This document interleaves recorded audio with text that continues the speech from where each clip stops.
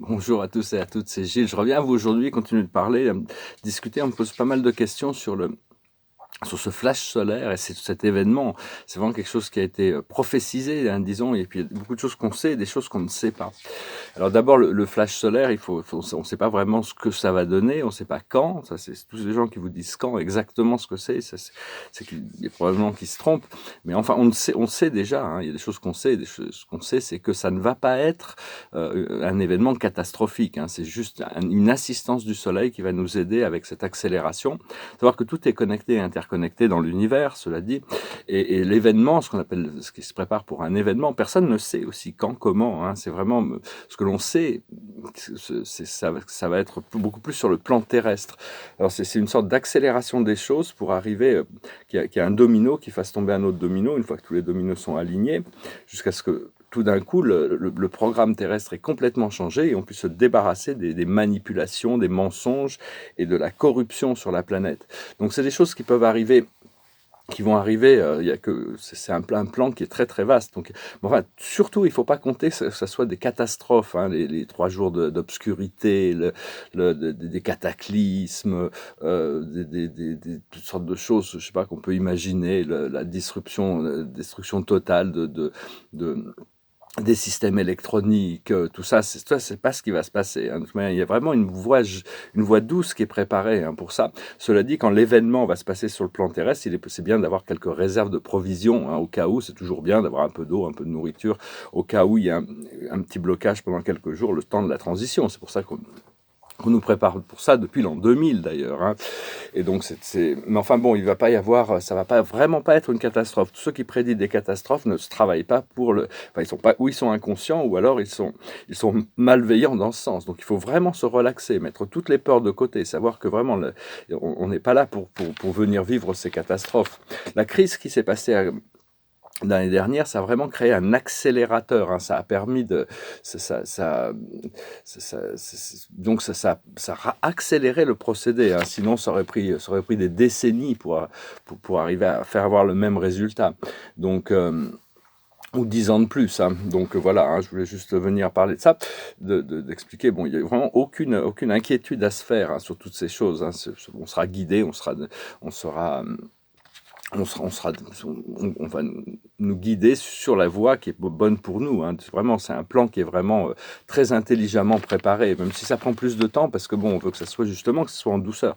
Si ça s'était passé plus vite, ça aurait été beaucoup plus brutal et donc beaucoup plus difficile à vivre pour les populations humaines. Donc, ce que je fais ici, c'est parler de développement personnel. Hein, c'est ce développement personnel. De plus en plus de gens, déjà beaucoup de gens qui font du développement personnel, hein, à tous les niveaux de la société, hein, se cultiver, lire, faire du yoga, la méditation, trouver des informations sur la sagesse, intégrer tout ça. Hein. Donc, on continue à travailler sur ce développement personnel. Et donc voilà, je vais tirer quelques cartes, continuer à discuter de quelques idées. Je vous remercie d'aimer, de partager, de commenter, de souscrire et de venir écouter. Et puis pour vos donations, si vous voulez une lecture privée, n'hésitez pas à m'envoyer un email. Je vais encore en faire quelques-unes, le temps que mes projets se manifestent. Et donc, vous pouvez me suivre sur Instagram aussi. Je suis sur Instagram. Je vous remercie de partager mes tableaux là-bas. Je me languis de retourner au travail, hein, me remettre à peindre, je vais peut-être me remettre à dessiner un petit peu là, et puis reprendre mes activités de courtage dans le marché de l'art. C'est vraiment, moi, c'est ma passion. Mon premier métier, c'était galeriste et marchand d'art. Donc revenir dans ces activités, ça permet de... Enfin, chacun a ses passions, il faut suivre ses passions. Du moment qu'on ne fait de mal à personne, on a le droit de s'exprimer, de trouver cette créativité. Les choses, on doit vraiment savoir qu'est-ce que c'est qu'on veut, qui nous fait du bien pour préparer cette vie libérée. Le passé, c'est le travail. Le présent, c'est le repos. Et le futur, c'est la consolation. Voilà, hein, donc on continue à travailler sur notre guérison. Guérir, hein, guérir toutes sortes de choses qui peuvent encore remonter. Et l'aboutissant, ça va être le bonheur intégral. Hein, intégral. C'est vraiment toute cette ascension qui se prépare. C'est vraiment pas, il faut vraiment pas compter que ça soit une lutte, que ça soit douloureux, c'est vraiment un moment qui va nous émerveiller. Hein, vraiment, tout ce qui arrive, c'est savoir qu'aussi l'événement intérieur qui se passe à l'intérieur de nous va transcender toutes ces choses du monde extérieur. Et donc, il y a le commandant Ashtar. Bon, après ça, tout le monde suit encore, suit son intuition par rapport aux connexions qu'on peut avoir. Mais c'est qui commande le Ashtar Jupiter Command, c'est la police galactique pour notre système solaire. C'est un maître ascensionné qui a quand même une bonne vision sur les choses. Il parlait de ces cinq vagues d'ascension qui se préparent. Il disait la première vague va arriver très très vite, hein. C'est très très rapide, c'est-à-dire il y a 10 personnes, 100 personnes au plus qui vont ascensionner. Et après ça va être suivi 2-3 mois plus tard par une autre vague avec plusieurs dizaines de milliers de personnes qui vont suivre. Et après ça va préparer la troisième vague qui se passera quelques années plus tard. Mais il n'y a pas de compétition, tout le monde le fait quand c'est le moment, hein. Il y a vraiment, c'est vraiment quand c'est le moment. Parce que tout a été accéléré, tout ça aurait dû prendre des décennies, mais tout a été accéléré. Donc, mais enfin, même cette troisième vague, ça va prendre quelques années, pas quelques décennies, hein. Donc vraiment, ça va aller très très vite. Et donc c'est un petit peu comme surfer sur les vagues, hein. Quand on fait du surf, on attend une vague, on prend la vague. Si on rate la vague, il y en a une autre qui arrive, hein. Donc, mais il est prévu que tout le monde, tous ceux qui ont prévu d'ascensionner au niveau de l'âme vont ascensionner. C'est juste une question de rythme, de confort, de niveau de confort. Parce qu'on n'ascensionne pas juste dans la 5e dimension. On se prépare pour ascensionner, certains dans la 6e, 7e, 8e, 9e dimension. Donc c'est vraiment une question de confort et on va s'établir au niveau où on est pour pouvoir retrouver une nouvelle assise, pour pouvoir continuer à préparer notre ascension dans des dimensions supérieures. Et donc, personne n'est en compétition avec personne, hein. C'est juste... Et donc... mais enfin bon, à chaque fois quand on fait ce travail intérieur, on élève la fréquence de la planète, hein. Elle va trouver son harmonie, sa balance dans la dimension qui est bien au fur et à mesure, elle s'équilibre en même temps, hein. Et donc on fait ce travail personnel à l'intérieur, ça vraiment, ça assiste la planète et l'humanité à faire tout ça. Et donc vraiment l'ascension, ça n'a rien à voir, il faut rester centré sur le cœur. Cela dit, c'est peut être normal d'être fatigué, il faut se reposer, comme disait la carte du repos actuellement, hein. C'est vraiment parce qu'on intègre beaucoup d'énergie très très rapide, très puissante, même que ce ne soit pas forcément conscient. Et donc, rester bien centré sur le cœur, mais c'est vraiment pas sur les catastrophes et la douleur, c'est juste, c'est sur la joie, justement, retrouver un niveau de joie même qu'on n'a pas expérimenté depuis très longtemps. On peut aussi avoir des expériences de guérison miraculeuse. Ceux qui ont des problèmes de santé, il faut vraiment croire au miracle, à la possibilité, avoir confiance. Et les miracles, on peut les demander, mais on peut pas. Faut lâcher prise sur l'aboutissant, savoir que bon, ça se réalise quand ça se réalise, comme ça se réalise. Mais vous pouvez, c'est important, c'est pour ceux qui ont des problèmes de santé, d'appeler appeler de l'aide venant du monde invisible. Ça peut être l'équipe de guérison des Pléiades ou l'équipe de guérison d'Arcturus. Moi, je me souviens d'Arcturus, une fois, j'avais des problèmes. Je les ai vus, ils sont descendus avec toute une armada de cristaux spéciaux pour arriver à m'aider à rétablir l'équilibre. Pour demander une guérison angélique, archangélique, l'équipe de guérison des Melchizedek. Il y a toutes sortes, ou le Christ, hein, le Christ aussi, il guérissait pas les gens au hasard, c'est les gens qui venaient à lui. Donc il faut demander pour recevoir, mais continuer à travailler avec ces forces invisibles pour rétablir l'état de santé. Et quand on est vraiment dans la joie et le bonheur, on peut pas, une fois qu'on a adressé ces choses à l'intérieur qui ont été la cause des maladies, on peut enlever la cause et à ce moment-là, on retrouve cet état de santé naturel. Et donc, c'est vraiment des célébrations qui arrivent, hein, la résurrection de l'amour. C'est votre résurrection, c'est la résurrection de l'amour à l'intérieur de nous. Et donc, c'est un événement intérieur qui va vraiment transcender tous ces événements extérieurs. On comprendra pourquoi on nous a toujours dit que c'est à l'intérieur que ça se passe quand l'événement va se passer. Et donc, il y a cette première vague d'ascension qui va se préparer pour quelques personnes, parce qu'il y a très peu de personnes qui sont vraiment prêtes pour l'ascension. Je vais essayer d'attraper la première vague, sinon, bon, après ça, il y aura cette deuxième vague de toute manière qui va suivre quelques mois après, donc il n'y a aucun problème de toute manière. Je dis, bon, j'ai déjà une bonne partie de ma conscience qui est ascensionnée. C'est juste que j'ai certains sevrages à faire à l'intérieur de mon corps physique. Et donc, savoir que l'abondance, c'est d'abord un ressenti. Il faut ressentir. Le Créateur est toujours abondant. On est le créateur de toute cette abondance. L'abondance, on peut l'avoir dans la nature. Les fleurs, la nature, l'abondance, tout est créé dans l'abondance. Des fois, on peut être dans l'abondance de peur, l'abondance de doute, l'abondance de pénurie, mais on veut vraiment tourner vers cette abondance d'amour, de paix, de ressources. Et donc, on peut attirer les expériences à nous qui nous aident à manifester cette abondance, cet état d'être, qui est notre état de créateur. Savoir qu'il n'y a qu'une seule vérité, hein, et cette vérité, elle est profondément ancrée à l'intérieur de vous. Et vous êtes cette vérité, vous êtes la vérité, la voie et la vie. Et donc, faut continuer à accepter le pouvoir transformateur de l'amour en regardant en se regardant soi-même et regarder les autres avec l'amour, avec les yeux de l'amour. Euh, mais il faut le voir à l'intérieur avant de pouvoir le ressentir à l'extérieur. Hein. C'est important, il ne faut pas attendre que les choses doivent commencer dans notre pouvoir, à l'intérieur de nous. Parce que le réveil cosmique a vraiment sonné. Hein. Il sonne plusieurs fois. Hein. On l'éteint, il ressonne, et on l'éteint, on ressonne, on l'éteint. Finalement, on décide de se lever, de se réveiller. Hein. Donc, tout ça. Mais il n'y a pas de limite sur ce qu'on peut pouvoir atteindre, sur le niveau d'intégration et de ce qu'on peut devenir. Hein, avec une fois qu'on prend conscience de notre divinité intérieure, le ciel n'est même plus la limite. Hein. Donc, on doit process, on doit intégrer ce qu'on doit intégrer, hein, parce qu'on on est fait de nombreuses pièces qui sont invisibles, qui sont inconnues. Mais ça peut des fois on doit intégrer des traumatismes pour les guérir, mais on doit aussi intégrer. Il y a des formes de nous-mêmes qui sont déjà ascensionnées, qui ont déjà maîtrisé toutes ces choses, qui ont déjà intégré tous ces pouvoirs magiques et ces pouvoirs. Donc c'est vraiment on doit faire le travail.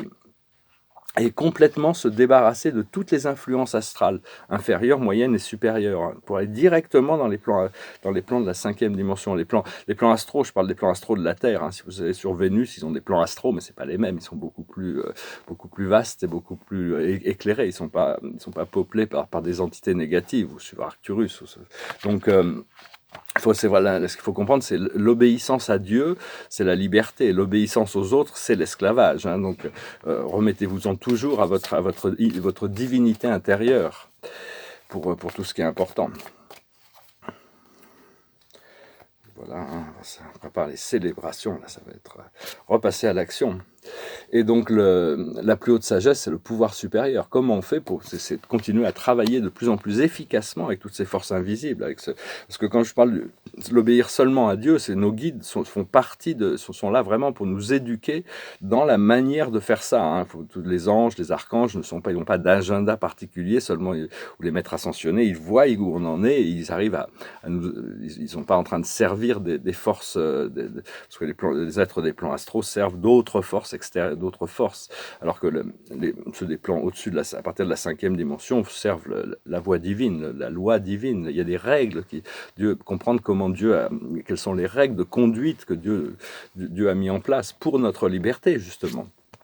Ce qu'il faut comprendre, c'est à la mer, c'est se jeter à l'eau, retourner à la source qui est à l'intérieur du cœur. Ce qu'il faut faire, c'est la flexibilité. Il ne faut pas être rigide, il faut rester flexible en ces moments de transition. Et l'aboutissant, c'est la nouvelle vie. Hein. Oh, c'est merveilleux. On a vraiment envie de cette nouvelle vie. Mais on ne peut pas savoir. Donc, c'est maintenant que ça se passe. Mais bon, après ça, les manifestations, elles viennent quand elles viennent.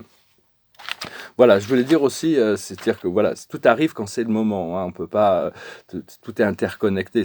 Et je voulais aussi parler au niveau des âmes sœurs, parce que bon, il y a cette idée d'âme sœur. On pense qu'on a une âme sœur. Alors qu'en réalité, il y a des milliers et des milliers de personnes qui sont compatibles avec nous pour devenir des âmes sœurs. Hein. Donc si jamais, parce que bon, quand on rentre dans une relation, on tombe amoureux, et que ça fonctionne pas, on a l'impression que c'est la fin du monde parce qu'on n'a pas vu qu'il y avait d'autres personnes qui étaient là aussi.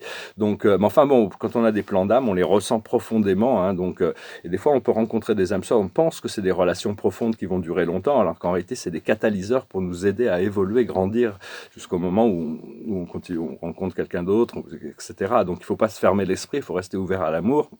Et donc, parce que même les relations terrestre, hein, c'est toujours relatif à notre état mental et émotionnel. C'est-à-dire il faut des gens qui sont concordants. C'est-à-dire que notre conscience est à un certain niveau, on a un partenaire qui arrive, qui est à ce niveau-là. Puis si des fois les deux partenaires, il y en a un qui évolue plus vite que l'autre, il vaut mieux essayer de retrouver un partenaire qui correspond à notre nouveau niveau de conscience. Donc, enfin bon, ce qu'il y a, c'est qu'on a fait des plans d'âme, et donc il faut essayer de s'en tenir aux accords que l'on a pris avant de descendre ici. Hein. C'est là où il y a le plus de satisfaction. C'est juste un petit commentaire là-dessus. Voilà, je vais chanter une chanson, et c'est une chanson des années 60, je crois, 70, une chanson des Beatles. Like this. Close your eyes and I'll kiss you. Tomorrow I'll miss you. Remember, I'll always be true. And then while I'm away, I'll write home every day, and I'll send all my loving to you. I'll pretend that I'm kissing the lips I am missing, and I hope that my dreams will come true. And then while I'm away, I'll write home every day, and I'll send all my loving to you. All my loving I will send to you. All my loving, darling, I'll be true.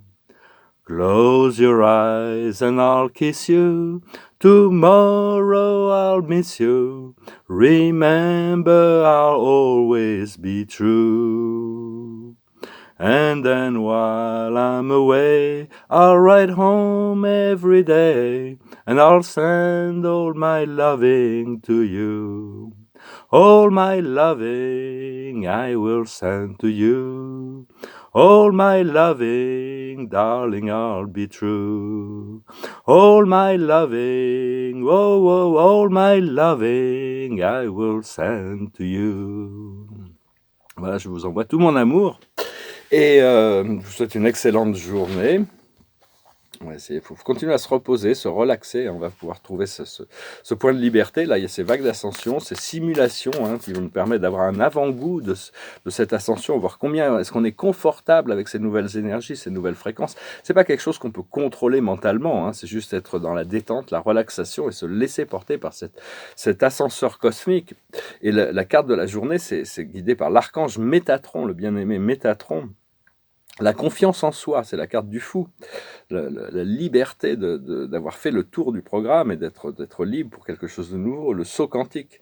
Et il dit, croyez en vous, écoutez votre cœur, faites ce qui vous apporte de la joie. Donc c'est assez simple comme commandement. Il n'y a pas plus simple. Après ça, comment c'est manifesté, c'est autre chose. Mais enfin, croyez en vous, écoutez votre cœur, faites ce qui vous procure de la joie. Donc le message est clair. Je vous salue, je vous remercie, je vous souhaite une excellente journée. Namasté.